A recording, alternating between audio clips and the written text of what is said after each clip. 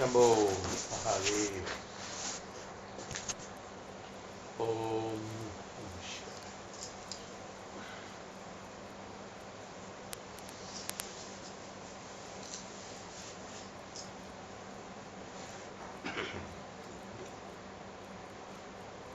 Shivaya.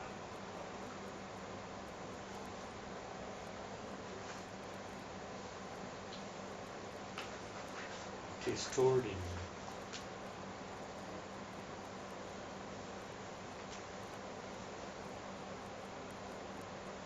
according to Puranas,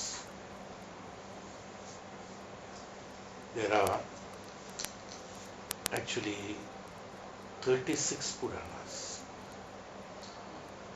18 Mahapuranas and 18 Puranas. 36 are there.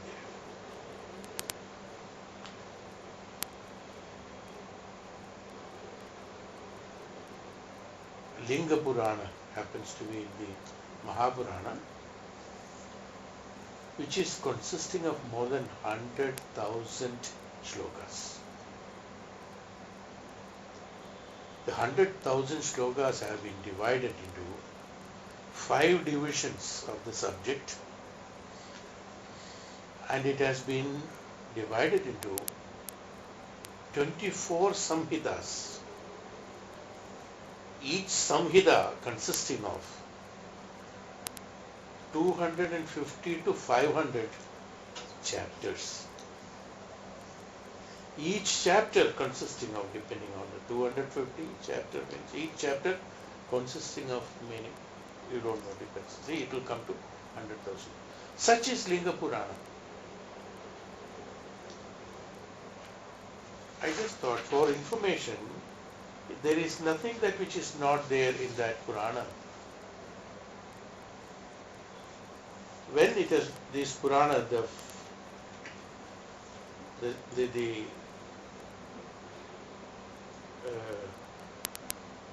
Linga Purana is one of the fifth Purana. In 5 divisions they have created. One is description of creation, origin of the Linga and its worships. It is actually called as Alinga. It is not Linga. Originally it is known as Alinga. Alinga is that which doesn't have any shape and form. Alinga. It is not only shape and form, it is not manifested. It is inherent. It is called Alingam. Linga means shape and form. Alinga means shape. Shape means manifestation, unmanifest. That which is only consciousness.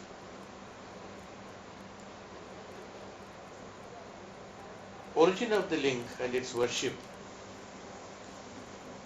Yajna by Daksha, immolation by Madana Kamadeva, wedding of Lord Shiva, tale of Varaha, tale of Narasimha, description of Surya and Soma, etc. In second great, the Purana is greatness of the Lord Vishnu. It comes in Linga Purana. Greatness of Lord Vishnu, Lord Brahma becomes the creator, incarnation of Shiva during various Dwapara Yugas, things like that. Here what happens? Brahma, Vishnu, Maheshwaras. That is in the description of the second one. In third section it comes to manifestation of Lord Nandishwara, Kali Yuga, the 7 islands, the Meru mountains, the prominent things like that. In the fourth is Dhruva, the supreme devotees, the origin of the deities, And the sixth one comes, the story of Upamanyu, the greatness of the Dwadashakshara mantra. Greatness of Sadashankar mantra. The majestic Lord Maheshwara, sun manifestation, manifestation of power, Shiva's power, importance of Guru. It is there in the Linga Puran. Installation of Shiva Linga, etc., etc., etc. Like this. Now you tell me the whole subject of the universe has come in this. That's why it is so elaborate, which we should know. And who is the author? There is nobody who is the author. It was told that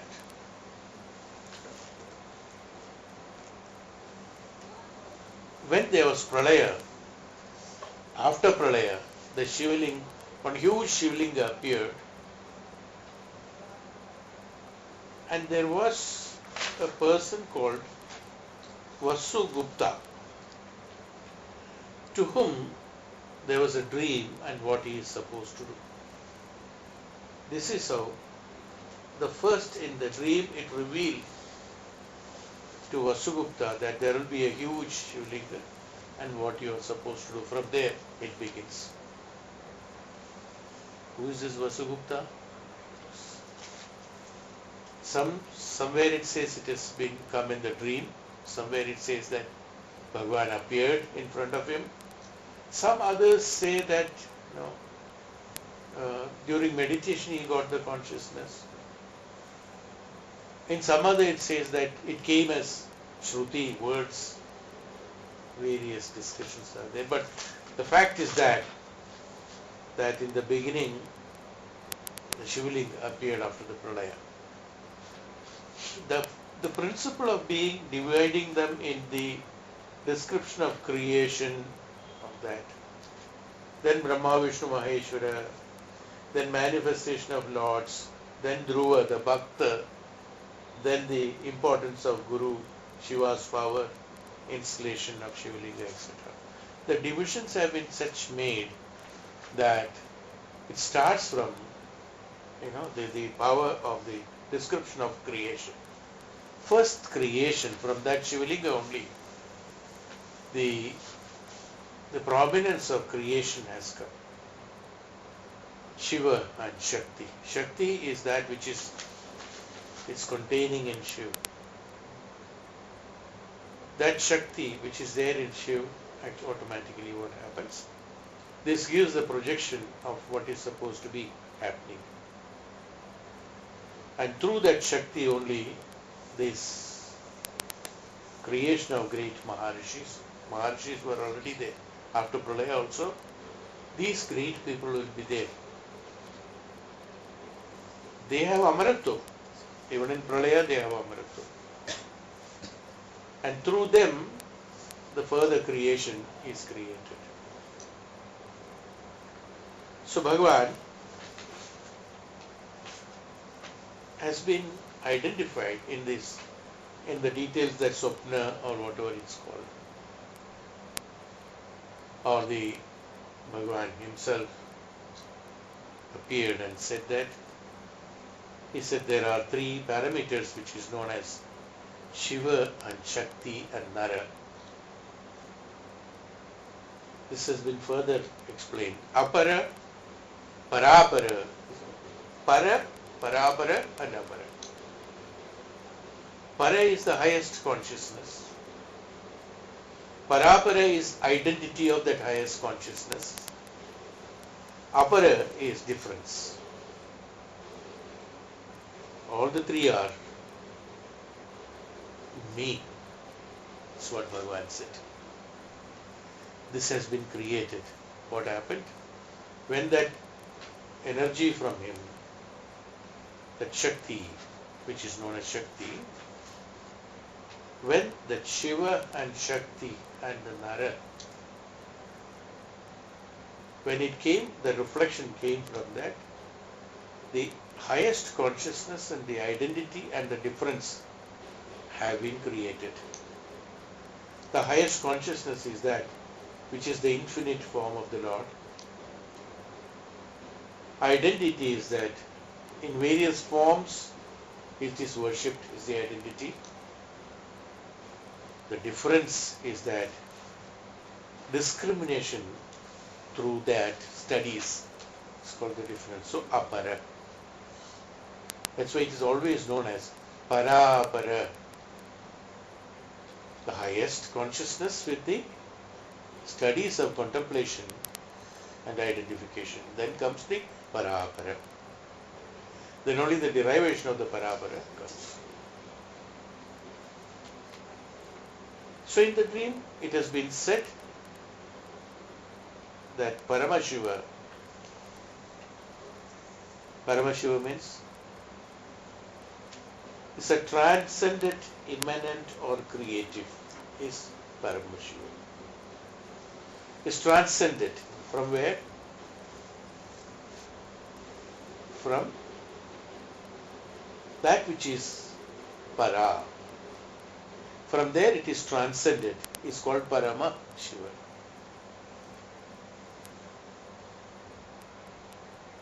And that is called immanent, and that is called the creative.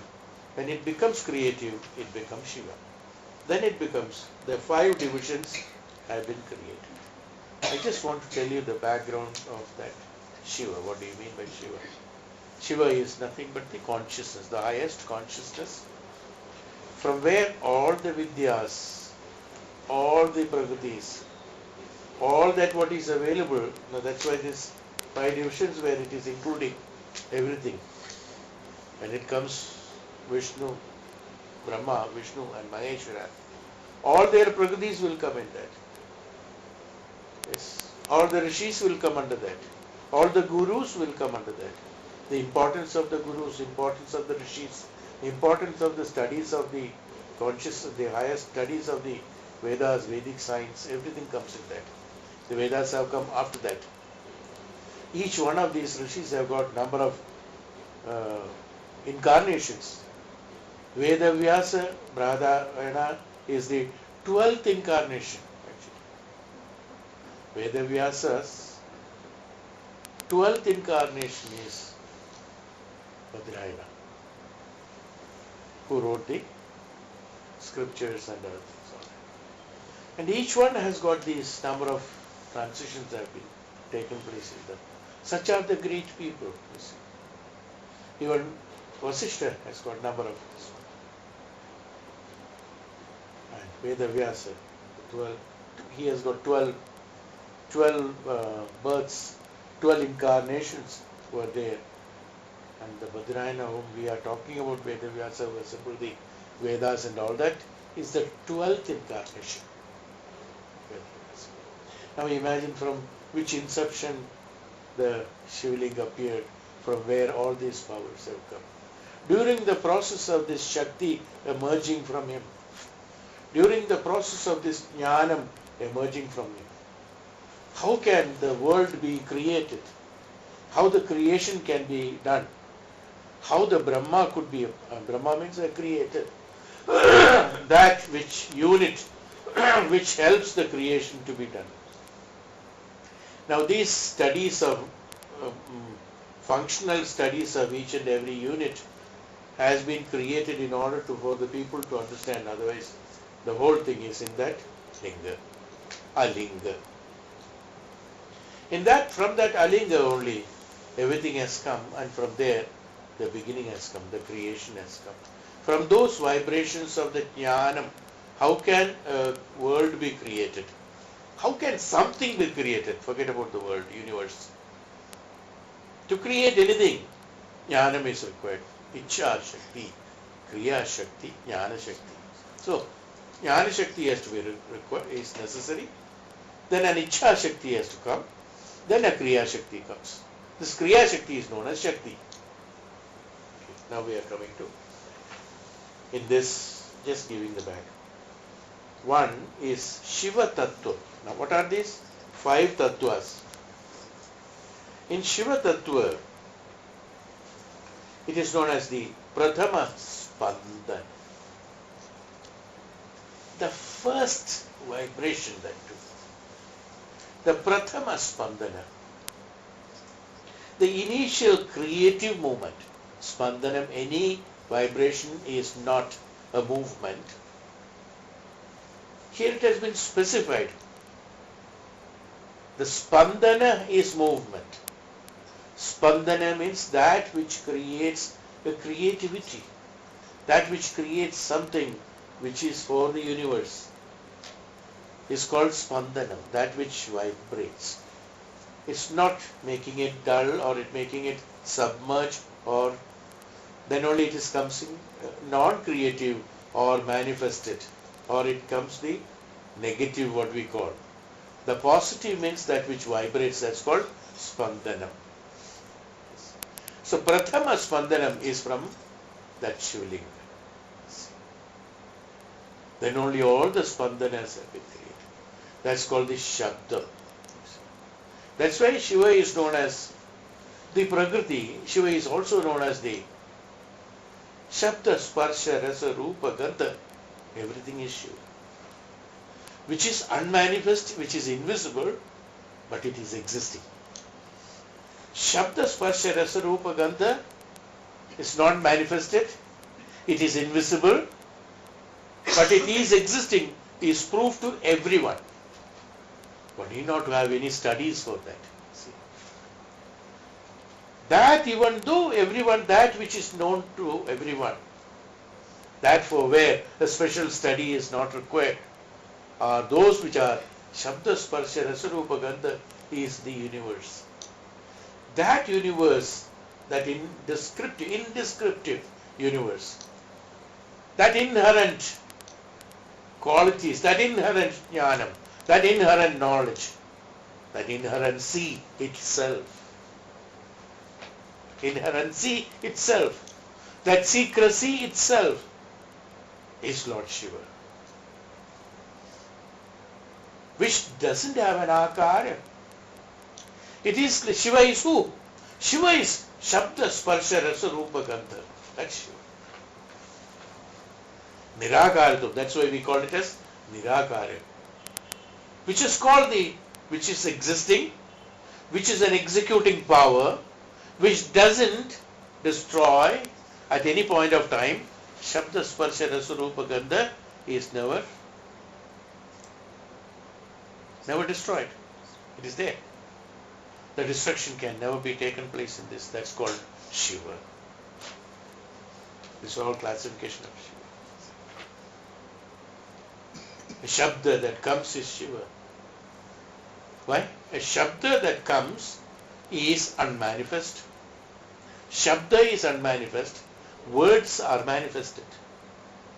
The word I am speaking is manifested, but the Shabda is unmanifest. That is why in our Upanishad, do you remember that we have told that the sound in the word, the Shabda in the Shabdam is me. When you are listening something, in that listening the Shabda is me. When you are having the smell of it, when you are doing the granam, that granam or the inherent, the quality of the granam. Now, how can you smell it? No, you have to draw it into your nostrils and in your sensory organs. How do you do this drawing inside you? And when you are drawing inside, what do you feel? That feeling, Bhagavan said, it is me. That which is unmanifested, that which is inherent, that which is called inherence, that which is non-destroyable, it is permanent and existing, is proved to everyone. Not only for Maharishis. Shabdam is known to everyone. Sparsham, Rasa, Rupa, Gandha, everything is known to everyone, understood by everyone. It is existing, it cannot be destroyed, is called Shiva. That means the total existence of the universe itself is Shiva. If there is no Shabda, Sparsha, Rasa, Rupa, Gandha in your life, what happens?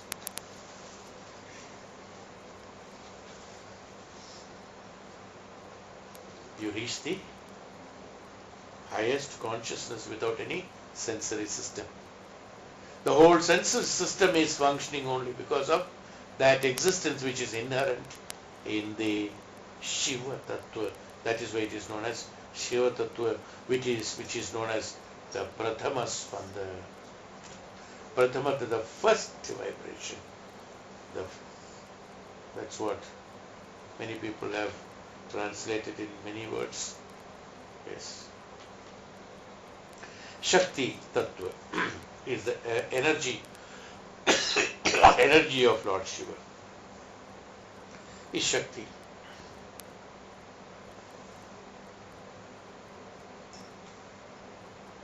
The Shakti, she polarizes the consciousness into, what is Shakti? Shakti, she polarizes the consciousness into Aham and Idam. It is called Shakti. That's what we call as Prakriti. Aham and Idam. I and this has been created from the Prathama Spanda. This I consciousness. From where there? From there the I consciousness have come. The I consciousness is necessary. Why? Because the Jnana Shakti, Ichha Shakti or Kriya Shakti can be done only by that I consciousness. That is why the I consciousness have been created by the consciousness into the Aham and Idam. It is called Aham and Idam means Aham is the subject, Idam is object. The subject and object principle has been created by Shakti. Third, Sadashiva Tattva is the Ichha Shakti, will to do something. Sada Shiva. When it made us Spashtada into it, that will to do is Sada Shiva. At all the time, the feeling or the consciousness of existence is felt. Is called Sada Shiva. At all times, the existence of the consciousness is felt, is Sada Shiva. Whenever that Sada Shiva is there, then the will be there to do. The will in the sense, the combination of Jnana Shakti, Kriya Shakti, Jnana Shakti, Ichha Shakti and Kriya Shakti. This combination of this will be there only when Sada Shiva is there. That's why his name is Sada Shiva. In us the will is Sada Shiva. If there is no will, Sada Shiva is not there, but the Shiva is there. That's why. Now gradually you have to promote from all these names to this one. That's why these names have been given. These names are, the Pariyaya of Shiva is because they are not the replica of the Shiva, they are the activities of Shiva. That's weird. These are the qualifications, these are the characteristics of the Shiva. And because of all these things, he is known as Para. Para from all this. Is why Para. Is why he is known as Para. Is why he is known as Para. Then comes Ishvara. After Sadashiva, then came Ishvara. Ishvara Tattva is that when the Spashtada has been brought in that,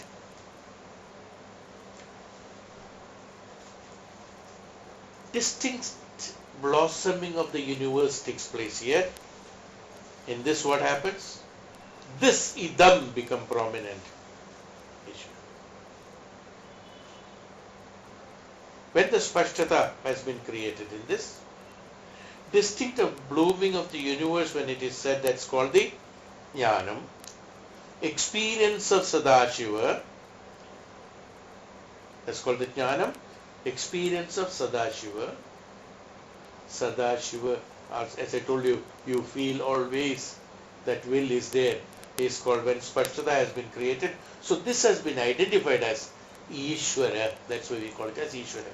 Ishvarata. When we are in the universe, Ishvarata is absolutely necessary. Ishvara. What is that Ishvara? When the Jnanam, when it is manifested, then it said, I am this. I am this. I am this means what? I is the subject, this is the object. The subject says, I am this. Subject is object. What he said? I am this means subject is object. Sada Shiva. The subject is he, Sada, I, and Shiva is that. And also in Sadashiva, so that has been divided into two. In Sadashiva it is I am this. In Sadashiva means the one which is existence, feeling that it is there, is called I am this. So Sadashiva will always feel that I am this. Ishvara will feel always this am I. Sadashiva will feel I am this.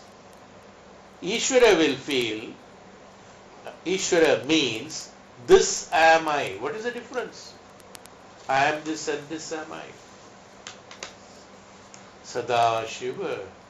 When he is in Sadashiva status of meditation, he says, I am this. I am this means the subject is object. It means I am that everywhere. Now gradually this I consciousness will go away after I realize that Shakti. In Shakti, I and this has been created. So when I come to realization of the Shakti, and then from there, if I promote myself into the Prathama Spandana, which is known as Shiva Tattva, when I am transmitting myself into Shiva Tattva, only the I and this will vanish from me. In the Shakti, I and this has come, and this Sadashiva, it has come, I am this, and in the Ishvara has come, this am I. What is this am I? So I am this, we understood. The subject is the object. Everything is from the subject only. It is not from the subject again. I am this. Subject is object. It is not. Subject is object. It is not different. Subject is object. Whereas this am I, Ishvara said, this am I. The object is subject.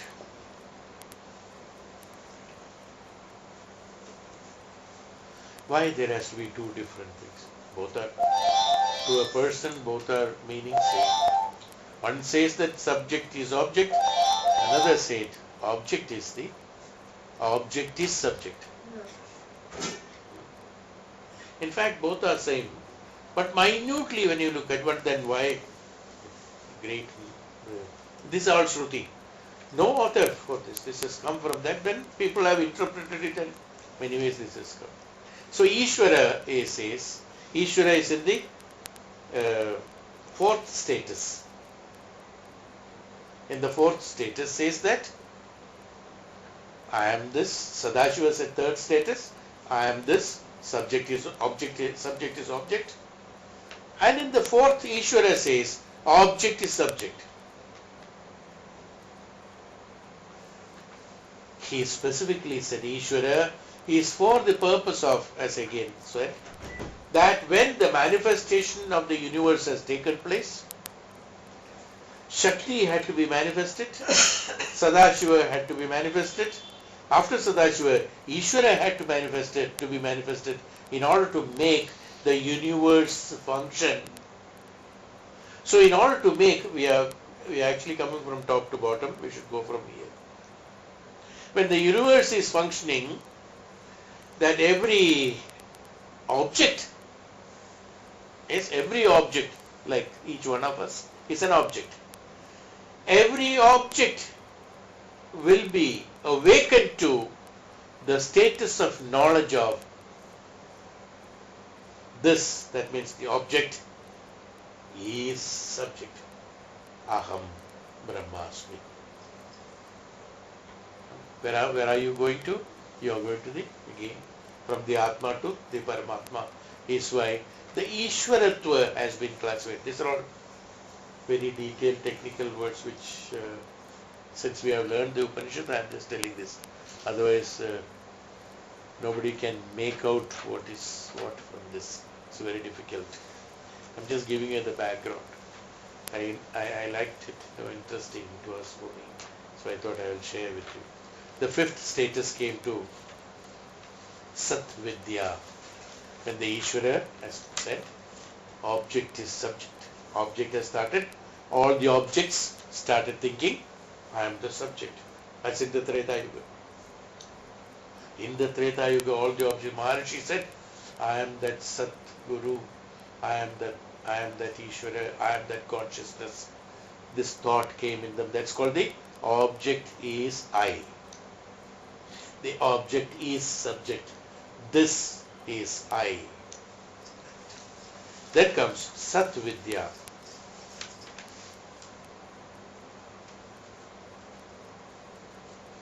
In Sat Vidya, from after knowing that, the Maharishis came and said,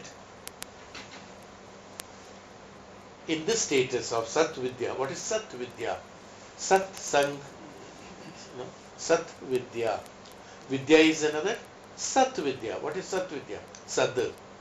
Sad Vidya is that I and this are experienced equally is called Sat Vidya. When in the Ishvara status, objects said object is subject, in order to identify the object is subject, in Sat Vidya, it has to be experienced as I and the this are experienced equally. I, that means subject and object are experienced equally. What is experience? Kriya Shakti. What is the Kriya Shakti? How does it identify? It identified diversity in unity. Diversity in unity. Unity in diversity. Diversity in unity is identified. Then only it found out, it classified, it is unity in diversity. First, it has to be object is identifying the subject. So, diversity in unity, then realized, how can it be? Only after experiencing the I and this equally, then identified unity is diversity. In order to do that, it has to come. First you have to come. Actually, that's what is happening. Today in diversity only, you are trying to identify and understand unity. Is it not? We have not come to even the fifth stage of Sat Vidya. In order to classify the Sat Vidya, you have to identify that through the learning of the diversity in unity, then you realize the next step of the Ishvaratva, in that you will start experiencing both the subject and object same. Then you identify object and subject is not there. I and these are the same. So he said, Bheda Vimarshanatma. Bheda Vimarshanatma. From Bheda, Abhedatum has been identified. Not from Abhedatum. From the Bhedatum, Abhedatum has been identified, is called the Vimarshanatma. That is the Atma, absolute Atma. Vimarshanatma, the manifested Atma, can be identified through Bheda, Abheda. That's why he said diversity in Bheda, Abheda. So this Bheda has to be removed. But we are all surviving in Bheda only. Divisions only. That at least the division has to be understood in the unity. So Samanadhikaranam has to be done. Samanadhikarana has to be practiced, which is known as Samarpana Bhava. And through Samarpana Bhava, Samaradhikarana can be identified. When you identify such and clearly go beyond that consciousness and go beyond the stages like we have explained, then you will have the Paraparadasha. You have to identify the Paraparadasha. So from the Shivalinga to the today, everything has been explained in these 5 steps. Everything comes in that 5 steps. In our life, is it not? Am I clear? Is it clear? Well, when I explain, it will be 1,000 folds we can make it, but today we don't do it. That's all. So that's how, from that, the divine consciousness of that in the Parapara Dasha, Maya has been experienced. And from the Shakti, from that Bheda Avastha, Maya has been identified. How will I go from Bheda to Abheda? After identification of Maya, I will become in the Abheda.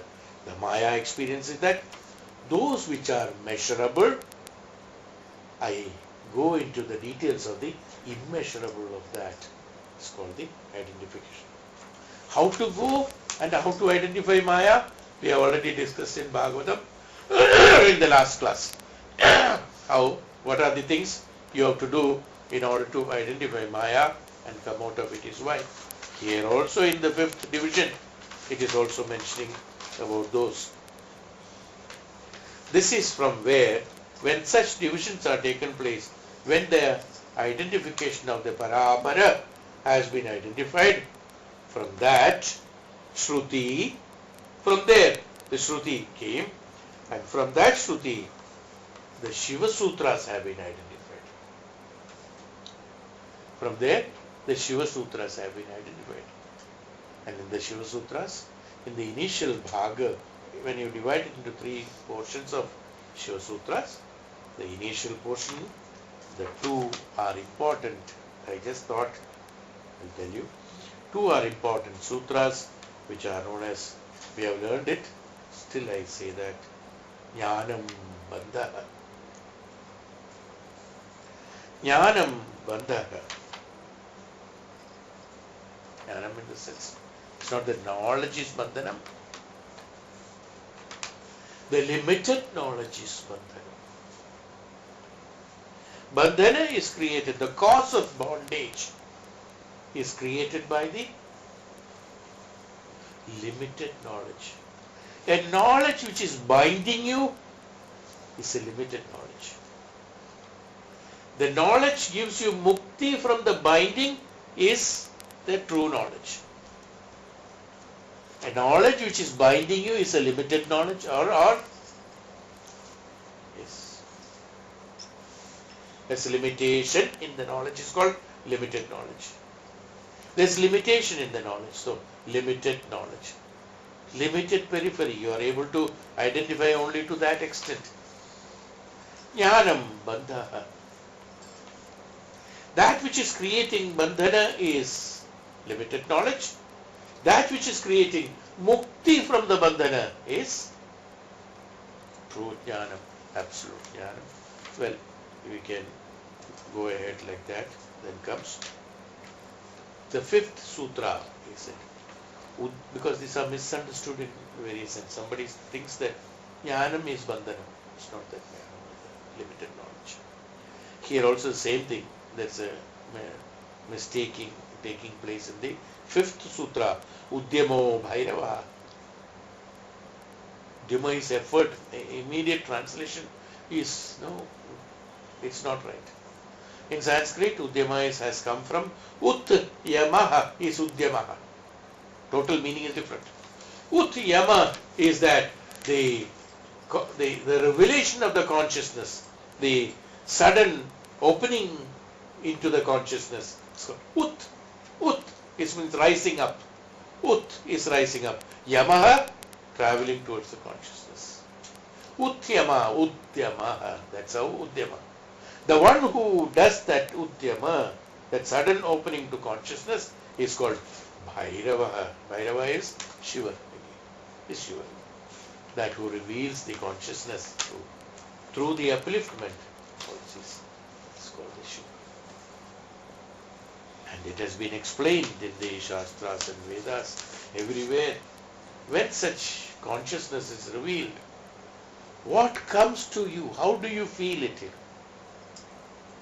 This is what we are explaining in Uddhava Gita, actually. When Uddhava got the sudden revelation of the consciousness, then what happens?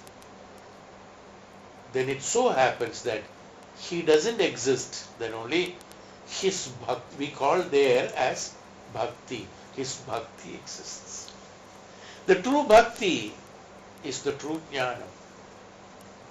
It is like absolute pure jnanam is bhakti. That's all. Nothing other than that. Bhagavan says, when the upsurge of the Shivalinga has come, the Maharishis and Tapasvis, how could they attain from that abundance of knowledge which is unmanifested and which suddenly appeared? How does the Maharishis and Tapasvis and Jnanis could derive the Jnanam out of that unmanifested into the manifested status? How Bhagavan or the Shivalinga or that unmanifested, that which has come in the universe after the Pralaya, how did it decide to create? Forget about that it has come. It has been explained that Brahma, Vishnu, Maheshwara has come from that. But how did this unmanifest, absolutely encased, let me put it, it's a wrong word to use, Jnanam, how did it decide to reveal itself? How did it decide? How we say it decided everywhere in the Shastras you will find. It's not manifested. It decided. Actually, the word decided is wrong. Sambhaveti. Before Sambhava, they have made it as decided. There is nobody deciding. Somebody has to be there to decide. Who is that somebody? Which what? He decides. That somebody itself is the whole universe. How it is decided. So what happened? How this jnana Ichha Shakti has been created in that jnana. It's a huge jnanam, absolute jnanam. It's a pure jnanam, parapara, parashakti, parapara. From that, how could we derive it? How could that universe derive that jnanam out so that the Ichha Shakti came, then the Prakriti came, then the universe came? How this started? That the Prathama Spandana, how one could create the Prathama Spandana? Who created this Prathama Spandana? It says, everywhere it says, it happened by itself. The Prathama Spandana, or in many people say that, what is it? The Big Bang. Who banged? What is this Big Bang? How the big? What is this big and what is this bang? Who banged?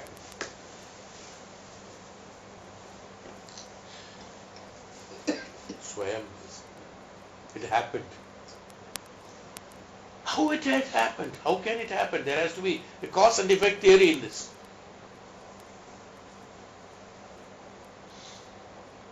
This is where the secrecy of the Vedas and Upanishads is. The Ichha Shakti in the absolute Jnanam, which is most powerful, the universe itself, where it contains everything. From there, thousands of manifestations have been created. By which, because of the Prathama Spandana. But how this Prathama Spandana has been created?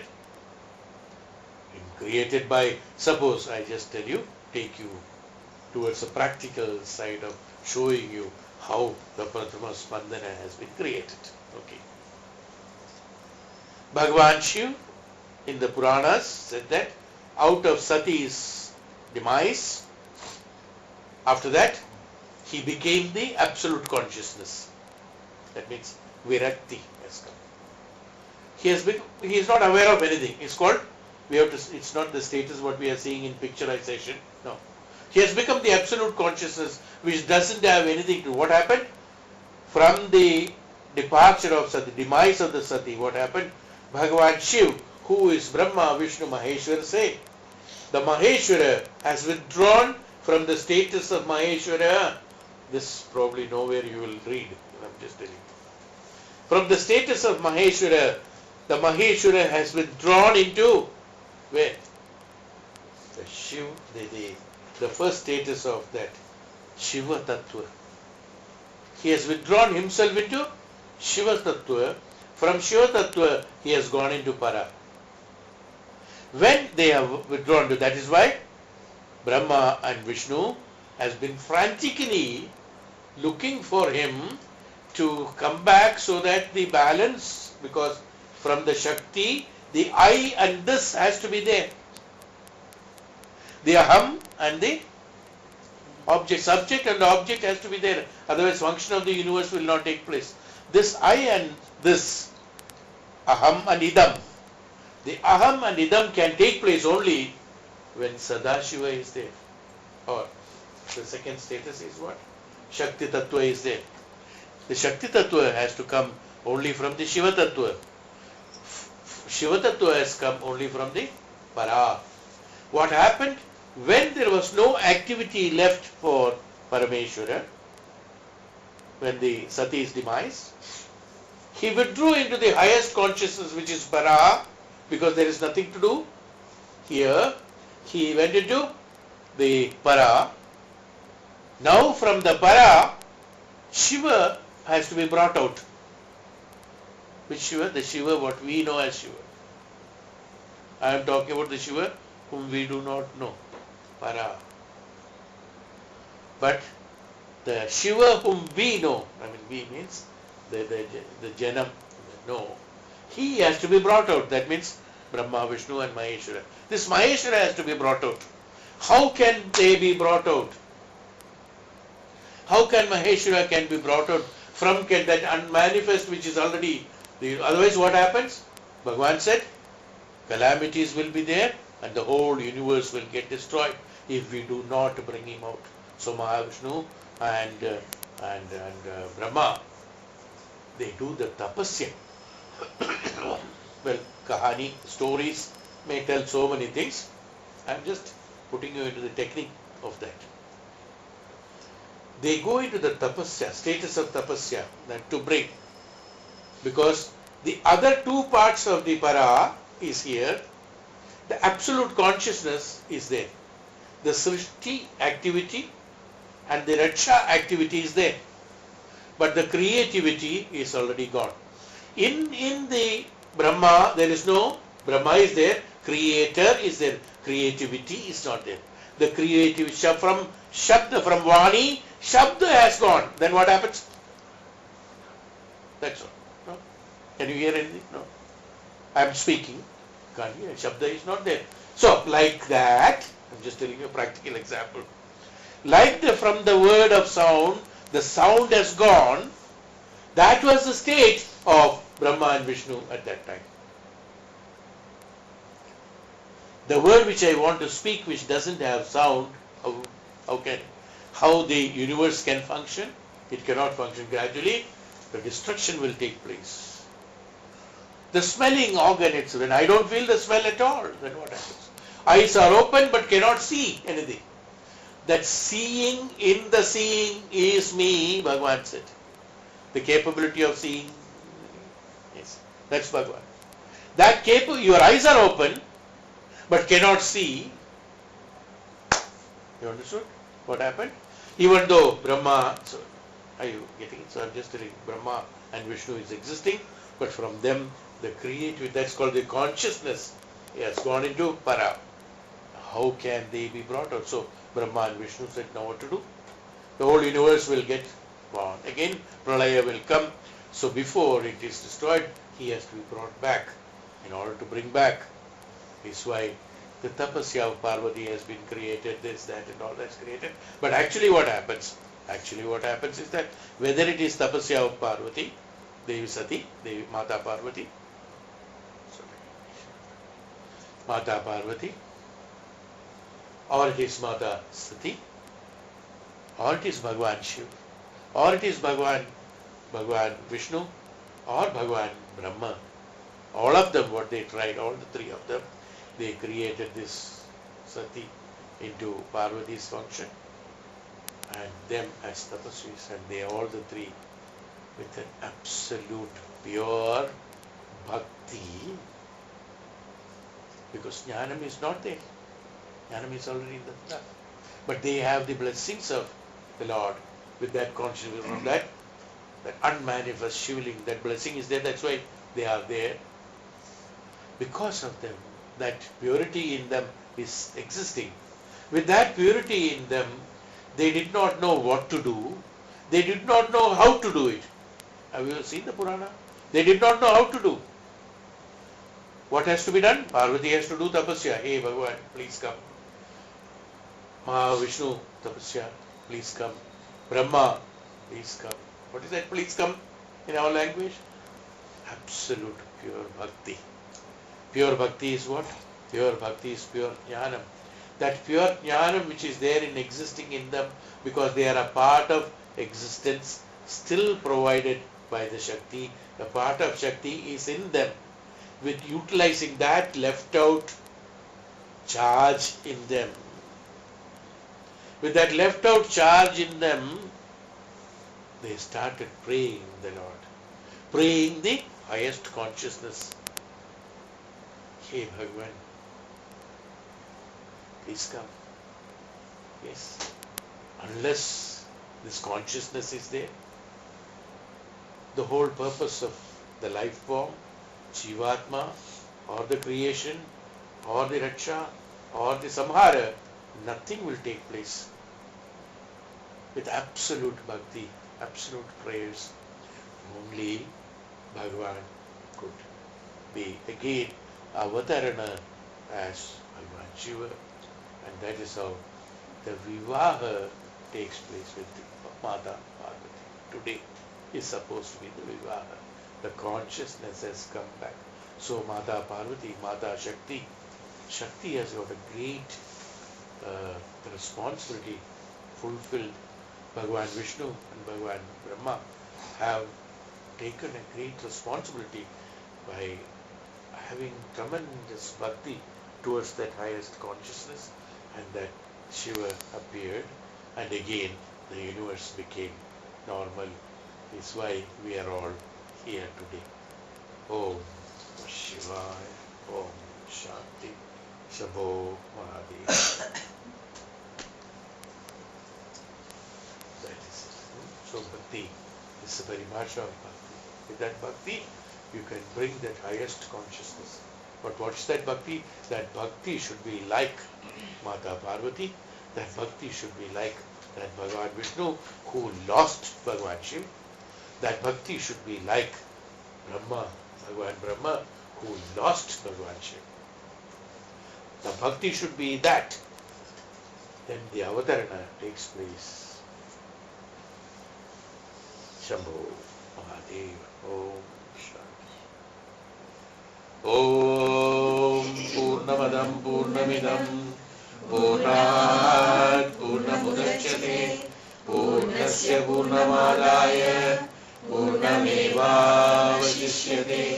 Om Shanti Shanti Shanti. Har Har Mahadeva. Shri Guru Pyo Namaha.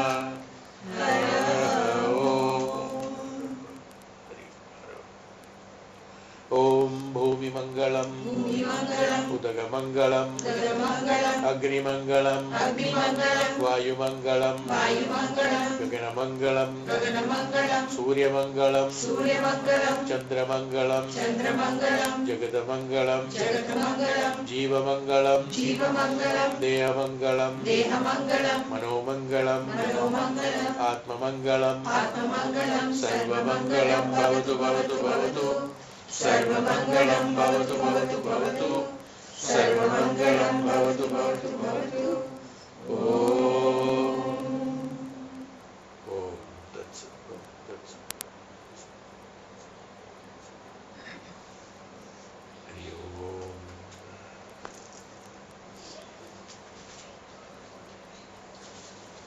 That is creation. Chalega. Gotcha.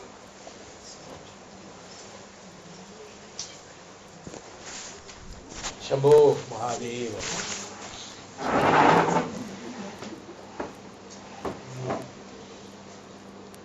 Shiva Shiva Shiva Shiva Shiva.